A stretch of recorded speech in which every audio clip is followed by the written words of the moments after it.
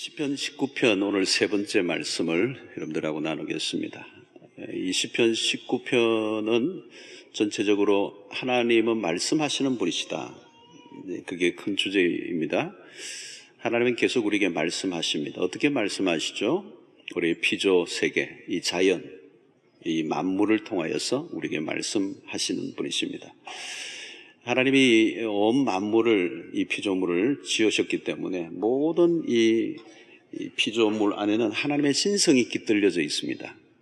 꽃 한 송이를 보거나 또 과일을 보거나 또 나무 또 이렇게 바다와 산과 여름에 여러분들이 이렇게 자연을 접하시면 그 자연 속의 사람들은 그냥 감탄하고 말지만 우리는 그 속에 깃들려 있는 신성을 보게 되고 하나님의 계시, 하나님이 어떤 분이신가를 이제 알게 되는 시간들이 되었으면 좋겠고요.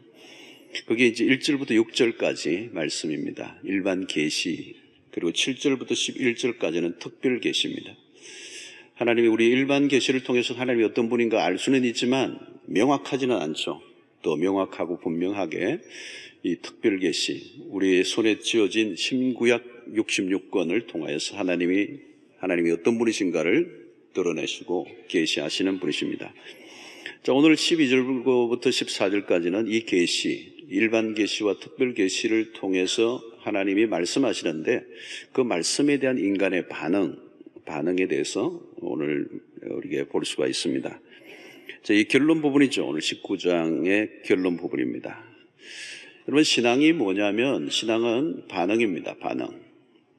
자, 반응은 하나님의 말씀을 들었다면 그 말씀에 반응을 하게 되는 것입니다. 그러니까 말씀에 대한 반응이 우리는 사실 이런 예배를 통해서 또 기도를 통하여 찬양을 통하여서 드러나게 됩니다. 기도가 먼저 있는 게 아니고 말씀이 먼저 있습니다. 말씀이 먼저 있고 하나님 우리에게 말씀하시고 그 말씀에 반응하는 기도. 우리가 그냥 막 기도하는 게 중요한 게 아니고 하나님의 어떤 것이든 하나님의 행동이 먼저 있고 그 다음에 우리의 행동이 따라가야 합니다. 하나님이 말씀하시고 우리가 기도하고 하나님이 누구이신가를 바로 알 때 기도가 나오는 것이고 하나님이 누구이신가를 바로 알 때 우리는 찬양과 예배가 가능한 것입니다. 자, 거대한 자연을 보면서 우리가 얼마나 보잘것없는 존재인가 그리고 하나님이 얼마나 크신 분인가 우리가 그것을 깨닫게 되죠.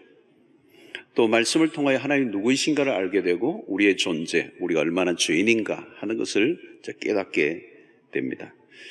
오늘 19장의 마지막 세 구절 매우 중요한데요. 첫 번째 12절을 보면 자기 허물을 능히 깨달을 자 누구리요? 나를 숨은 허물에서 벗어나게 하옵소서. 자, 말씀을 듣고 일어난 첫 번째 반응은 죄에 대한 태도가 변한 것입니다. 소위 말하면 회개가 나온 것이죠. 하나님이 누구이신가를 알면 그 순간 회개가 일어납니다. 왜 그렇습니까? 말씀의 빛이 드러나면서 우리 안에 있는 어둠이 드러나기 때문에 회개가 터지게 됩니다. 자, 오늘날 뚜렷한 경향 중에 하나가 뭐냐면 죄를 가볍게 여기는 태도죠. 아니, 죄를 죄로 여기지 않습니다. 죄 짓는 것을 실수하는 정도로 여기고 말죠. 소위 말하면 죄에 대한 인식이 없습니다. 자, 오늘 시인이 뭐라고 얘기하죠? 자기 허물을 능히 깨달을 자 누구뇨? 그랬습니다. 이 질문을 하고 있지만 이 질문을 통하여 우리에게 무엇을 의미하는 것입니까? 죄를 깨닫는 것이 쉬운 것이 아니다라고 하는 것입니다. 자기의 허물을 능히 깨달을 자가 누구뇨? 잘 깨달지 못한다는 것입니다. 이런 죄를 깨닫는 것은 굉장히 특별한 일입니다. 그건 은혜예요, 은혜. 가장 만연한 것 중에 하나가 뭡니까? 죄에 대한 무지입니다. 죄에 대한 무지. 오늘 이 인류 속에 있는 끔찍한 이 죄로 인하여 일어난 끔찍한 결과를 보고도 사람들은 죄의 실체가 무엇인지를 모르는 것이죠. 오늘 일어나는 모든 불행과 끔찍한 일들 안에 뭐가 있는지 모르는 거죠. 그걸 뭐 사회학적으로 무슨 철학적으로 막 해석을 하지만 성경은 정확하게 얘기합니다. 죄라고 얘기해요. 죄. 그런데 사람들은 이 죄에 대한 무지로 그 죄로부터 오는 거라는 걸 인식하지 못합니다. 여러분, 왜 죄를 깨닫지 못할까요? 우리가 죄인이기 때문에 그렇습니다. 죄 속에 살면 죄가 보이지 않습니다. 죄라고 하는 인식 자체가 없는 것이죠. 그래서 죄에 대한 분별력이 없거나 희미합니다. 그래서 내가 죄를 지었는지 아니면 내가 저지른 실수가 무엇인지에 대한 이해가 전혀 없는 것입니다. 왜 죄에서 돌이키지 못하고 망할 때까지 가는 겁니까? 죄라는 인식이 없기 때문에, 죄를 깨닫지 못하기 때문에. 경고음을 계속 울리는데 못 들으면 어떻게 되죠? 사고가 나는 수밖에 없습니다. 자, 가장 큰 불행은 뭘까요? 결국 자기가 죄인임에도 불구하고 의인인 줄 알고 살아가는 것입니다. 이 의인 의식을 가지고 살아가는 사람들이 굉장히 많아요. 예수님 당시에는 누구입니까? 바리새인들과 같은 사람입니다. 다른 사람들을 죄를 지적하는데 정작 자신 안에 있는 죄는 전혀 보지 못하는 것입니다. 예수님이 가장 혐오하신 그룹은 세리나 창기와 같은 사람이 아니었습니다. 바로 바리새인과 같은 사람들이야. 이들은 나는 언제나 옳다라고 여기는 것입니다. 나는 의롭다 여기는 겁니다. 나는 죄인이 아니다. 자, 여러분, 나는 죄인입니다. 나는 죄를 지었습니다. 이걸 스스로 인정하는 것은 거의 없습니다, 인간은. 자기 의에 빠져 사는 거죠. 근데 여러분, 자기 의에 빠져 살면 예수를 만날 수가 없습니다. 가장 나쁜 게 뭐냐면 자기 의입니다, 의. 예수님 시대의 바리새인들은 자기 의를 가지고 철저하게 무장을 해놓은 거죠. 그 의가 어디에서부터 온 것입니까? 종교적인 열심으로 온 것입니다. 그래서 그 종교적인 열심으로 의로 무장을 했기 때문에 자기가 죄인이라고 하는 그 인식 자체가 없는 것이죠. 의인이라는 것입니다. 당연히 회개하지 않습니다.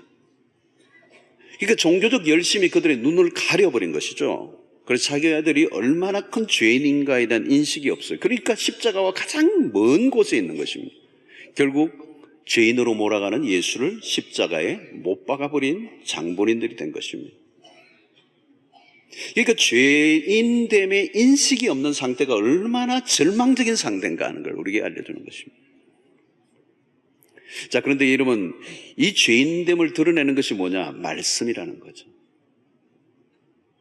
자, 오늘 보니까 나의 숨은 허물에서 벗어나게 하소서 그랬어요. 숨은 허물. 이 허물이 숨어 있는 거예요. 죄가 숨어 있는 거예요. 그래서 시인은 숨은 허물까지 들추어내어 자기로 하여금 죄로부터 벗어나게 해달라는 거예요. 여러분, 무엇이 죄인지, 얼마나 죄가 끔찍한 것인지 죄의 실체를 시인이 지금 보고 있는 것입니다.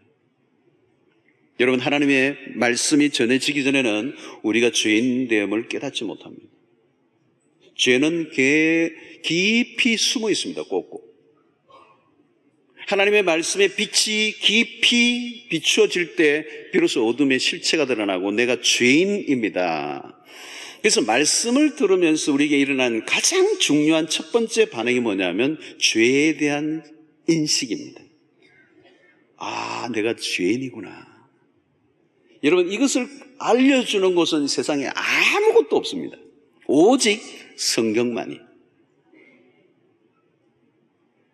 자, 말씀을 듣다 보면 우리의 모습이 적나라하게 드러납니다. 말씀을 들을 때 깨달아지는 것은, 죄가 깨달아지는 것은 놀라운 축복이죠. 여러분, 죄가 보여야 됩니다.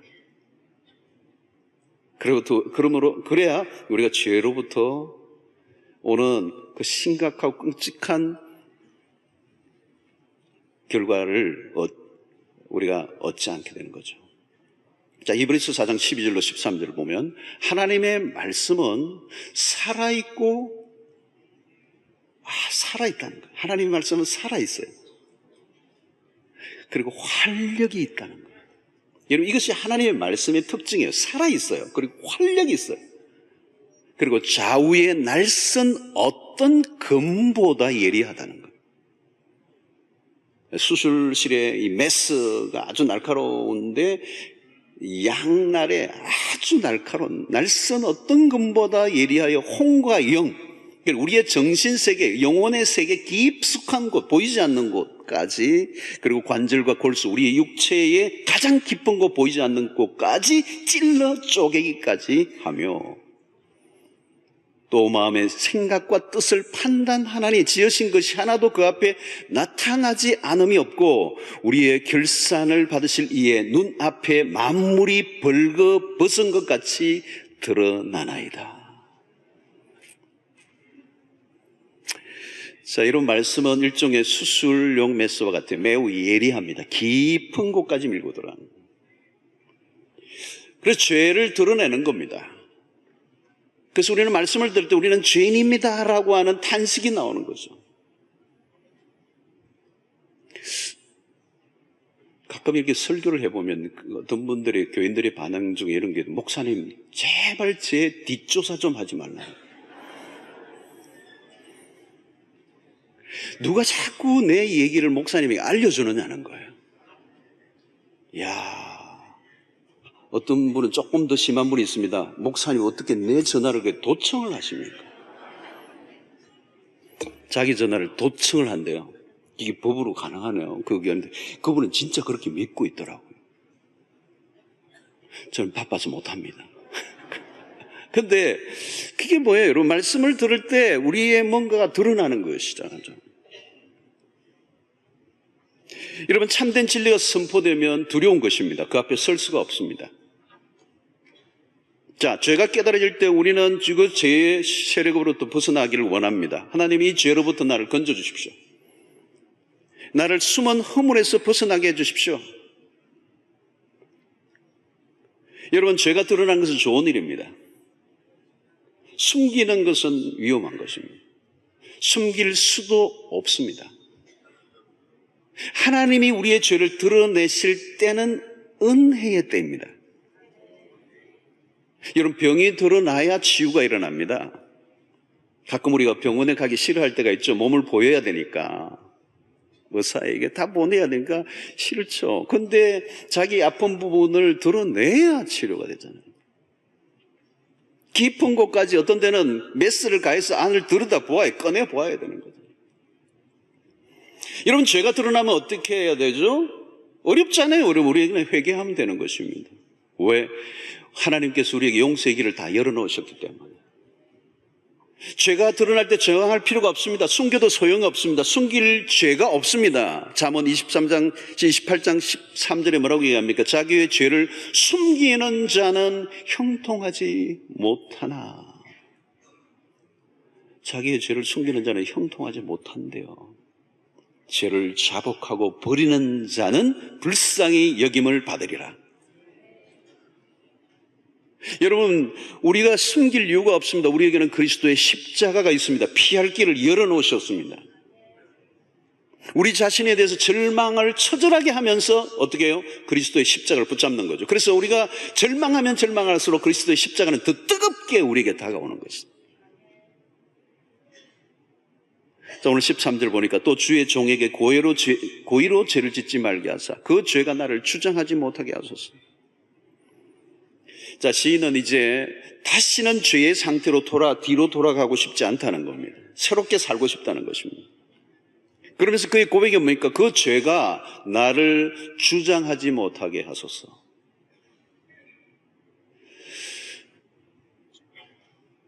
여러분, 죄는 힘이 있습니다. 죄의 힘이죠. 죄의 세력입니다. 죄를 지을 때 보면요, 그 죄의 힘이 대단합니다. 그 죄는 죄의 추진력이 있습니다. 돌파력이 있고요. 죄를 지을 때 보면 일사천리로 진행이 됩니다. 사무엘하 11장 다윗이 바세바 사건을 일으킬 때 보면요, 그 본문을 자세히 들여다보면요, 속전속결입니다. 죄가 얼마나 추진력이 있는지 몰라요. 저항을 할 겨를이 없어요. 순식간에 일사천리로 모든 게 진행이 되면서 돌아올 수 없는 강을 건너는 거예요. 죄의 힘이 너무 강해서 내가 그 말씀에 순종할 어떤 항거할 힘이 없는 거예요. 그냥 주저앉아 버리는 거예요. 죄의 힘은 강합니다. 죄의 끌어당기는 힘은 우리의 힘으로 스스로 저항하기 어렵다는 거예요. 나보다 죄의 힘이 더 강하기 때문에 나를 끌고 가는 거죠. 그래서 우리는 그 상태를 죄의 종이라는 거예요. 그래서 오늘 시인은 간절합니다. 그 죄가 나를 주장하지 못하게 하소서. 자, 이게 무슨 기도입니까? 하나님, 내가 정말 새롭게 살고 싶은데, 죄 짓고 싶지 않은데, 내 힘으로는 죄의 힘을 이길 수 없사오니, 그 죄가 나를 주장하지 않도록 하나님 나를 도와주십시오. 하나님께서 도와주지 아니하시면 나를 죄 가운데 내버려 두지 말라는 거죠. 하나님 나를 붙드사 그 죄의 힘으로부터 나를 이기게 하사 나를 좀 도와주십시오. 여러분, 여기서는 뭘 얘기하느냐면 죄는 지배하려고 한다는 거예요. 우리를 지배하려고 한다는 거예요. 이 지배 아래에 있지 않으려고 하면 어떻게 해야 돼요? 성령의 지배 안에 들어가야 된다는 거예요. 여러분, 누구도 죄에 대해서는 장담할 수 있는 사람은 없습니다. 내 죄에 안 지을 거다, 그렇게 장담할 수 있는 사람이 없어요. 우리는 매 순간 성령의 도우심을 구해야 합니다. 하나님 도와주세요. 자, 그래서 오늘 이 시인의 첫 번째 기도는 요약하면 세 가지예요. 첫 번째는 죄의 용서를 구하고 있고, 그 다음에 죄의 힘으로부터 보호해달라는 거고, 그리고 성령의 다스림 안에 있기를 원한다. 자, 이 기도를 하고 있는 것입니다.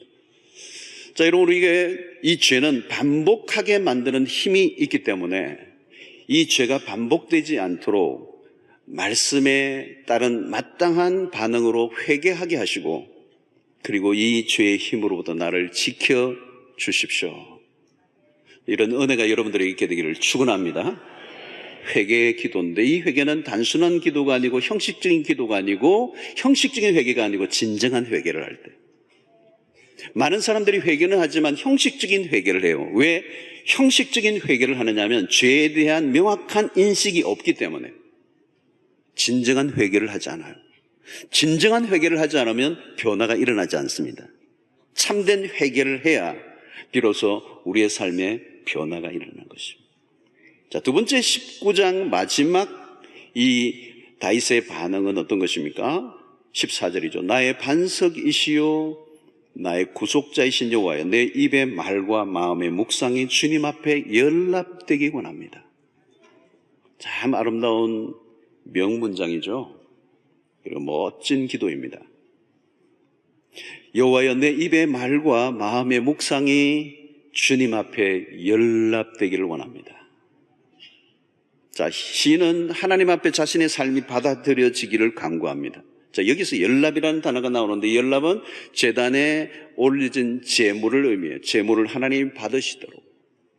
자, 하나님이 받으시는 제물은 흠이 없어야 합니다. 자, 하나님의 연락해 주시기를 원하는 두 가지, 시인의 두 가지는 뭘까? 첫 번째는 입의 말과 두 번째는 마음의 묵상입니다. 자, 우리의 삶 전체가 하나님 앞에 올려져야 되지만 시인은 두 가지를 요약해서 얘기하고 있습니다. 우리의 입의 말과 내 마음의 묵상이 하나님 앞에 올려져서 주님 받으시기를 원합니다. 주님이 받으시기에 합당한 제물이 되기를 원합니다. 자, 여러분, 여기서 우리 첫 번째가 뭘까요? 우리 입의 말입니다. 자, 우리의 말이 지금 하고 있는 말이 하나님 앞에 올려진다면 과연 하나님이 받으실 만한 제물이 될 수 있을까? 여러분, 인체 중에 가장 죄의 지배를 많이 받고 있는 곳이 어디냐면 이 입입니다. 이 혀예요. 우리는 하루에도 수없이 많은 말들을 쏟아냅니다. 혀로 실수하고 혀로 죄를 짓고, 그리고 이 다루기 힘든 것 중에 하나가 이 혀예요. 혀. 세상의 모든 건 다 다루는데 혀는 다룰 수 없다는 거. 그 사람들 모여서 막 한참 얘기하고 집에 가면 후회가 와요. 이 혀가 내 마음대로 한 거예요. 한 대 때릴 수도 없고. 어떡하죠? 야고보 3장 6절에 이런 얘기합니다. 혀는 곧 불이요, 불의의 세계라. 혀는 우리 지체 중에서 온몸을 더럽히고 삶의 수레바퀴를 불살라나니 그 사르는 것이 지옥불에서 나느니라. 8절에 보면 혀는 능히 길들일 사람이 없나니 쉬지 아니하는 악이요 죽이는 독이 가득한 것이다. 여러분, 우리 혀를 그대로 두면요, 이건 뭐 감당이 안 되는 거죠. 하나님이 받으실 만한 향기로운 제물이 아니고 악이라는 거, 악이. 쉬지 아니하는 악이. 독이 가득한 것이다. 바울은 에베소서 5장 3절로 4절에 이런 얘기합니다. 음행과 온갖 더러운 것과 탐욕은 너희 중에서 그 이름조차도 부르지 말라. 이는 성덕에 마땅한 바 아니라 누추함과 어리석은 말이나 희롱의 말이 마땅치 아니하니 오히려 감사하는 말을 하라. 바울은 말에 대해서 아주 민감하게 곳곳에서 얘기하고 있어요. 여러분, 하나님이 받으실 만한 말은 어떤 것일까요? 오늘 이 본문, 이 성경 19장 안에서 찾아보면 7절부터 9절의 말씀에 답이 나옵니다. 하나님이 받으실 만한 말은 어떤 말일까요? 바로 여호와의 말씀의 특징을 보면 압니다. 여호와의 말씀은 완전하고 확실하며 정직하고 순결하고 진실하다. 그게 7절부터 9절까지 나오는 얘기입니다. 하나님의 말씀의 답이죠. 우리 안에 하나님의 말씀이 채워지면 우리의 입술을 통하여 확실하고 순결하고 정직하고 진실한 말들을 하게 된다는 거예요. 자, 그러므로 이 말과 마음의 묵상은 연결되어 있습니다. 묵상한 것이 입에서 나오기 때문에 나의 말과 내 마음의 묵상은 붙어 있는 거예요. 그래서 내가 마음의 묵상을 제대로 하면 말은 자동적으로 기가 막힌 하나님의 말씀들이 나오겠죠. 그러므로 여기서 매우 강조되어야 될 것은 뭐냐면 묵상입니다. 묵상에 따라 말이 달라지는 거예요. 자, 여러분, 여기서 마음의 묵상까지 하나님이 받으시기를 원한다. 이 말은 우리의 말로 표현되지 않은 것까지도 하나님은 우리에게 관심을 갖고 계세요. 생각하는 것, 우리의 마음에 둔 것까지도 하나님이 받으시는 제물이 될 수가 있습니다. 자, 우리의 마음의 생각이 무엇인가를 하나님은 아십니다. 무엇을 묵상할 것인가가 중요해요. 그런데 이 묵상의 두 가지 주제는 오늘 이 19장에서 뭐라고 얘기하고 있습니까? 언급된 자연세계와 하나님의 말씀입니다. 하나님이 하신 말씀과 하나님이 행하신 일들이 우리가 묵상해야 할 주제입니다. 자, 여러분, 성경은 묵상을 강조합니다. 자, 우리 여름에 통독도 하고 많은 성경 공부도 하지만 그 모든 것은 사실은 무엇을 위해서 있는가 하면 묵상을 위해서, 묵상을 도와주기 위한 것입니다. 여러분, 말씀을 묵상해야 말씀의 맛을 압니다. 송이 꿀보다 더 단이다. 최근에 어떤 교인이 그런 얘기하더라고요. 목사님, 요즘 말씀이 송이 꿀 같습니다. 자, 말씀이 꿀송이보다 더 답니다. 여러분, 이것은 언제 일어나는 겁니까? 말씀을 묵상할 때 일어나는 것입니다. 말씀의 맛을 보고 즐거워하려고 하면 말씀과 시간을 보내야 되는 거예요. 그냥 읽는다고 되는 게 아니에요. 묵상을 하지 않으면 하나님의 말씀이 내 입에서 돌덩어리 같은 거예요. 맛을 알 수가 없는 거죠. 여러분, 이 묵상은 약간의 훈련이 필요합니다. 훈련하지 않으면 묵상으로 시작했는데 한참 있다 보면 공상이 됩니다. 공상이 한참 변하면 뭐가 되죠? 망상이 됩니다. 그냥 생각에 몰두하면 잡념에 시달릴 수 있습니다. 잡념이란 뭘까요? 생각이 깨어져 있는 상태입니다. 묵상이 아니라 번민과 고뇌로 맞출 수 있다는 거죠. 그냥 생각이 많으면 번민만 많아지는 것입니다. 사색을 위한 사색은 의미가 없습니다. 여러분, 동양 종교의 이 명상의 방식은 주로 뭐냐면 생각의 세계를 다 비우는 것입니다. 비움이에요, 비움. 다 비워라. 그러나 여러분, 성경적 묵상은 정반대입니다. 비우는 것이 아니고 채우는 것입니다. 죄성을 가진 우리가 아무것도 없는 상태, 비워진 상태는 매우 위험합니다. 문화적으로 우리는 악한 시대 속에서 이 빈 상태는 매우 위험해요. 그냥 아무것도 없는 곳에서 무엇인가를 들으려고 하면 자칫하면 이상한 사람이 되는 거예요. 여러분, 묵상이라고 하는 것은 없는 것을 만들어내는 것이 아니고 하나님의 말씀을 우리 안에 주입하여서 반추하고 또 반추하고 또 반추하는 것입니다. 자, 반추가 뭡니까? 소가 되새김질 하는 게 반추죠. 먹었던 걸 다시 올려냅니다. 완전히 소화를 시키고 내리고 이를 반추하는 거예요. 완전히 소화되도록, 자기 것이 되도록 하는 거죠.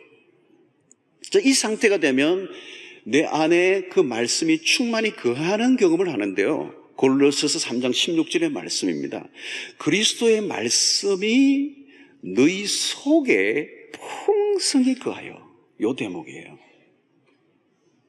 하나님의 말씀이 어디에요? 너희 속에 풍성히 거하여.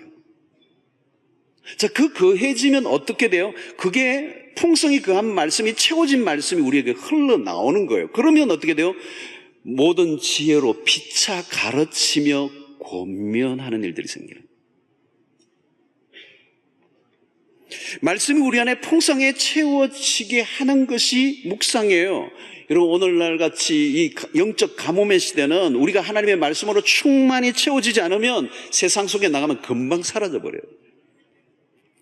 여러분, 가뭄이 심할 때는, 강이 얼마나 전에 막 가뭄으로 있을 때 보니까 짝짝 갈라져 있잖아요. 비 조금만 와도 소용이 없어요. 제법 온 것 같은데 그냥 쩍쩍 갈라져 있어요. 기별도 안 가요. 오늘 우리가 영적 가뭄의 시대입니다. 대충 성경 뭐 한번 읽었다고 그게 내 삶에 영향을 주지 않아요. 매일 새벽기도 나와도요, 아침에 말씀으로 충만하게 채워지지 않으면 하루도 버티기 힘들어요. 그 정도로 오늘날 자극적이고 분주하고 위험한 시대를 살고 있습니다. 여러분, 묵상을 하다 보면 우리가 말씀에 주목하는 것 같지만 사실 말씀이 우리의 영혼을 주목하고 있다는 걸 느껴요. 다시 말하면 말씀에 사로잡히는 거죠. 말씀이 우리를 덮어버리는, 우리의 영혼을 덮어버리는 현상이 일어나는 것이죠. 말씀으로 우리의 영혼이 회복될 때 비로소 우리의 입의 말이 또 우리의 삶이 하나님께 연락될 수 있다. 말씀 묵상이 없으면 영혼은 메마르게 되어 있습니다. 건조한 땅에서 아무런 아름다운 열매가 맺힐 수가 없어요. 묵상은 그냥 생각하는 게 아닙니다. 자, 요한복음 15장 7절을 보십시오.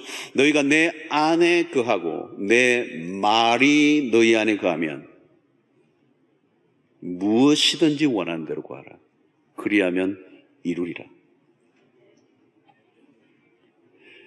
성도 여러분, 우리의 생각에서는 선한 게 나올 게 없습니다. 우리가 성경을 읽는 정도가 아니라 하나님의 말씀이 우리의 영혼을 완전히 감싸고 사로잡고 지배하도록 해야 된다는 거예요. 그게 묵상이라는 거예요. 말씀과 자연을 통하여 묵상의 힘을 기르는 것이 신앙의 관건입니다. 시편 1편에 보면 묵상을 강조하죠. 복 있는 사람이 누구입니까? 2절과 3절을 보면 오직 여호와의 율법을 즐거워하여 그 율법을 주 야로 묵상하는 자로다. 그는 시냇가에 심은 나무가 철을 따라 열매를 맺으며 잎사귀가 마르지 아니함 같으니 그가 하는 모든 일이 다 형통하리로다. 자, 얼마나 멋있는 그림이에요, 여러분. 그러니까 시냇가에 심은 나무가 묵상의 상태를 묵상하고 있는 삶의 모습을 말하는 거예요. 아무리 주변에 힘들고 어렵고 척박하고 수없는 사람들의 이야기가 들려져도 하나님의 말씀으로 충만한 사람은 영향을 받지 않아요. 어떤 사람이 들려준 말이라도 내 안에 영향을 줄 수 없는 이유는 내 안에 하나님의 말씀으로 묵상되어서 그 말씀이 충만하게 거하기 때문에. 누가 한마디 했다고 그날 밤 잠 못 자고 끙끙 앓고 화나고 부글부글하고, 그건 뭐예요? 내 안에 말씀이 없기 때문에, 충만하게 채워져 있지 않기 때문에. 그러니까 그냥 뿌리채 그냥 간달간달 바깥에 가뭄에 있는 거예요. 그러니까 말라가는 거잖아요. 왜 사람이 시름시름 알아가는 거예요? 그 안에 하나님의 진리의 말씀이 없는 거예요. 시냇가에 심은 나무가 아닌 거예요.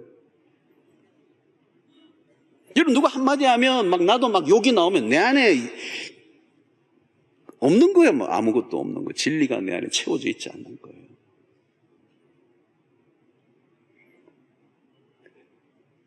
그는 주야로 묵상하는 자로다. 그는 시냇가에 심은 나무가 철을 따라 열매를 맺으며 그 잎사귀가 마르지 아니함 같으니 주변의 영향을 안 받는다는 얘기잖아요. 왜요? 시냇가에 심은 나무가요.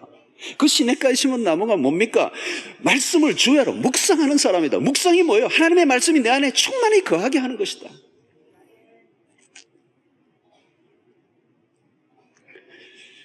그러면 그 삶이 형통의 길로 간다는 거예요. 여러분, 묵상이 어려운 것 같지만 조금만 훈련하면 어려운 것도 아니에요. 하나님의 말씀을 우리가 사랑하고 가까이 하려고 하면, 시간만 보내면 성령이 우리를 기꺼이 도와주세요. 여러분, 설교자들이 설교를 통하여 여러분들에게 은혜를 끼치는 경우도 있지만, 사실은 내가 직접 성경을 읽고, 흥분했나요? 어딨나? 내가 직접 성경을 말씀 앞을 대하고, 말씀을 대하고 다 기다리고, 우리 큐티 본문 있잖아요. 앞에 두고 기다리고, 시간을 좀 기다리고 성령이 깨닫게 해주시도록. 여러분, 오늘 우리 안에는 가장 위대한 스승이 계세요. 성령님이 계세요. 설교를 통하여 얻는 은혜도 있지만요, 설교자들이 했던 것을 통하여 여러분들 은혜도 있는 경우도 있지만, 본인이 직접 성경을 읽는 가운데 성령이 깨닫게 해주시는 은혜는요, 강도가 더 높아요.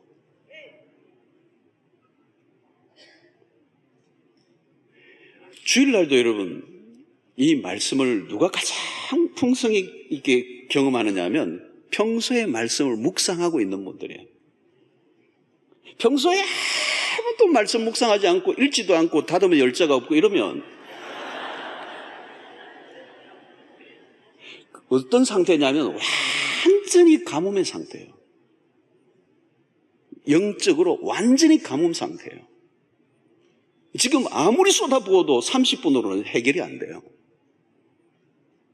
제가 책임 회피하려고 하는 게 아니에요. 해결이 안 된다니까요. 기별이 안 가요. 왜? 완전히 가물어 있어요. 평소에 묵상하는 분들은요, 오늘 성경 구절이나 이 말씀을 들으면요, 10 정도 했다면 20, 30 막 가속화가 되는 거예요. 성령이 깨닫게 해주시는 은혜. 오늘 히브리서 4장에 뭐라고 해요? 하나님의 말씀은 살았고 운동력이 있다는 거예요. 수천 년 전의 말씀이 죽은 문자로 있는 게 아니라 읽고 있는 그 사람의 그 상황 속에서 구체적으로 말씀하시면 그 말씀은 정말 지금 하나님이 육성으로 말씀하는 것 같지, 아니 어떤 때는 육성보다 더 강력하게 내 영혼을 흔들면서 말씀하시는 거예요. 여러분, 이걸 맛보면 송이꿀보다 더 단이다. 그 말씀이 풍성해지면서 내 자아를 사로잡고 내 생각을 묶어버리고 하나님의 생각, 하나님의 그 메시지가 내 영혼을 사로잡을 때 그 말씀을 묵상하다 보면 내 영혼 속에서 내가 지금까지 세상 속에 살아오면서 경험했던 어떤 경험보다도 더 강도 높은 경험이 내 안에서 말씀으로 살아 역사 일어나는.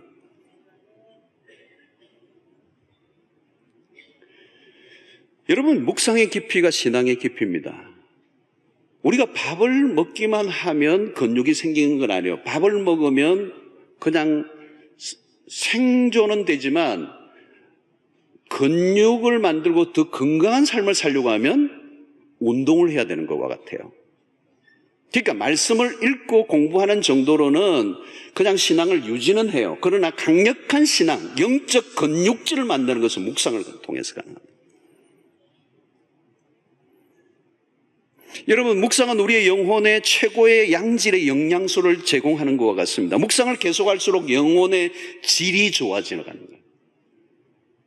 그러면 외부로부터 오는 소리로부터 우리의 영혼을 지켜낼 수 있는 항체가 생기는 것입니다. 주변에 별 이상한 소리를 우리가 다 들어도 말씀으로 무장한 영혼은 흔들어 영향을 줄 수가 없어요.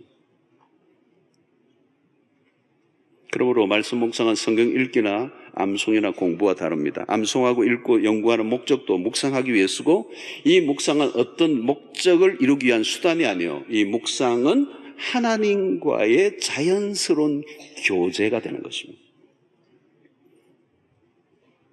자, 우리 신앙의 가장 핵심적인 기본 중에 기본이 뭘까요? 하나님과의 교제라고 하는 것입니다. 자, 하나님과의 교제를 어떻게 하는 것입니까? 말씀을 통하여 하나님과 인격적인 교제를 하는. 그래서 큐티라든가 말씀 묵상이나 이 모든 것들은 사실상 그냥 서브 타이틀이고, 진짜 중요한 것은 하나님과의 교제를 해야 돼요. 하나님은 말씀하시고 우리는 듣고 반응하는 것입니다. 이게 교제예요. 하나님은 말씀하시는데 독백하기를 원하시는 분이 아니세요. 우리가 반응하기를 원하세요. 영성이란 뭐냐?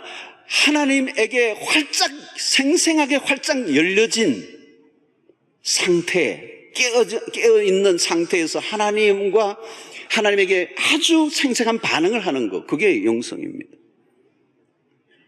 오늘 또 여러분, 우리의 영혼이 깨어나 있으면 매일매일 말씀을 통하여 하나님은 끊임없이 말씀하시고 그 말씀에 반응하고 기도할 때 우리의 교제는 깊어지고 하나님이 받으실 만한 삶이 되는 것입니다. 자, 말씀 묵상과 우리의 언어는 깊이 연결되어 있다고 그랬습니다. 말씀이 깊어지면 우리의 언어도 변합니다. 그래서 어떤 때는요, 그냥 내가 말을 하는데 상대가 도전을 받아요. 감동을 받아요. 때로는 위로를 받아요. 알고 보니 말씀을 묵상하고 내 언어가 변하면서 그 언어가 하나님의 말씀으로 나가는 거예요. 그때 사람을 살리는 것입니다. 그 삶을 하나님이 받으시는 거죠. 성도 여러분, 하나님의 계시는 우리의 죄를 깨닫게 하시고 우리가 하나님과 바른 관계로 나아가도록 인도해 주십니다. 하나님은 말씀을 통하여 하나님이 누구이신지, 우리가 어떤 상태에 놓여 있는지를 지금도 계속해서 알려주십니다. 그래서 우리가 하나님의 말씀 앞에 바른 반응을 하기만 한다면 삶에 놀라운 변화가 일어날 것입니다. 여러분, 삶의 말씀과 기도로 하나님과 교제가 살아나기를 바랍니다. 여러분, 하나님과 대화하셔야 됩니다. 하나님이 말씀하시는 분이라는 말은 우리와 대화하기를 원하신다. 하나님 우리에게 매 순간 말씀하세요. 다양한 방식으로 말씀하세요. 피조물을 통하여, 말씀을 통하여, 친구와 대화를 통하여, 자녀를 통하여, 이 꽃을 통하여, 하늘의 별을 통하여, 자연을 통하여, 오늘 또 어떤 사건을 통하여. 오늘 우리는 마르다처럼 매우 분주하고 아주 쫓기는 일상을 살아갈 때가 많습니다. 마리아처럼 그분의 팔치에 앉아 그분과 눈동자를 맞추고 그분의 말씀을 듣고 우리 영혼이 그 말씀에 귀를 기울이고 그 말씀 앞에 온전한 반응을 할 때 우리의 삶에 회복이 일어나고 우리의 원상의 힘을 얻고 하나님이 주신 사명의 길을 넉넉히 걸어갈 수 있는 삶이 일어나는 것입니다. 이 여름 절기에 하나님과 대화를 회복하시길 바랍니다. 교제하시길 바랍니다. 그게 신앙의 핵심이에요, 여러분. 신앙의 원천입니다. 신앙의 아주 근본입니다. 오늘 또 말씀하시는 하나님, 그 앞에 신실하게 반응하심으로 내 영이 살아. 그 하나님과의 풍성한 교제 속에서 흘러넘치는 그 에너지, 그 파워가 여러분들의 삶을 움직여 나가는 능력 있는 삶이 일어날 수 있게 되기를 축원합니다. 오늘 19장 이 전체를 통하여 하나님의 말씀의 위력을 우리가 지난주도 살펴보았습니다. 누가 그것을 누릴 수 있는 것입니까? 묵상을 통했습니다. 말씀을 펴시고 잠잠히 그 앞에 한번 서 있어 보십시오. 제가 거의 개런티합니다. 5분이라도 계셔 보십시오. 그 말씀 앞에 잠잠히 몇 절이지만 5분이라도 계셔 보세요. 하나님의 말씀이 들려올 거예요. 잠잠하게 들려올 것입니다. 여러분, 우리가 다른 게 힘든 게 아니에요. 하나님의 말씀이 끊긴 게 힘든 거예요. 이스라엘 역사 속의 불행한 비극은 하나님의 말씀이 들려지지 않는 게 비극이에요.